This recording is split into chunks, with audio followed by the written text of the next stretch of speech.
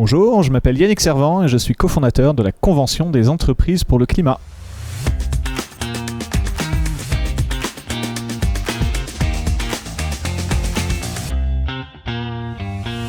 Au-delà des raisons personnelles et des personnes qui m'ont proposé de venir, je suis venu ici parce qu'on est sur un sujet qui est clé dans la transition, qui est celui de la formation. C'est un chiffre qui a été répété ce matin. Si on ne prend que le domaine de la rénovation énergétique thermique dans le bâtiment, on a un déficit de 400 000 emplois en France. Et ce n'est pas des emplois demain, c'est des emplois là, tout de suite, maintenant. Ce déficit, il se regarde sur tous les métiers, sur tous les secteurs.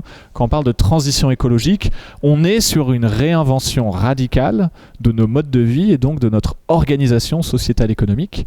Et pour la réussir, pour la rendre acceptable, on a besoin des bonnes compétences. Et donc c'est pour ça que moi je suis plus qu'heureux de venir présenter, partager ce que nous on fait sur ces sujets-là, en espérant que ça puisse aider, inspirer. Moi je repars toujours du cadre des limites planétaires, qui sont un outil intellectuel pour se représenter notre capacité ou non à pérenniser les conditions planétaires qui permettent à l'humanité de vivre de façon sédentaire, d'avoir la vie telle que nous la concevons aujourd'hui, urbaine, agricole, installée, et ne plus être des nomades. Je commence toujours par là pour ensuite poser la question, ok, sur quelle trajectoire sommes-nous? Qu'est-ce que ça veut dire?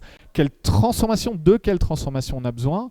Et ensuite de se poser la question, à qui appartient quel mouvement, quelle prise de risque, quelle transformation dans tout ça? Et de façon très schématique, il y a la puissance publique, il y a les citoyens, il y a les entreprises. Et nous, c'est la Convention des entreprises pour le climat, avec cette conviction qu'au monde économique appartient énormément de pouvoir et donc énormément de responsabilité.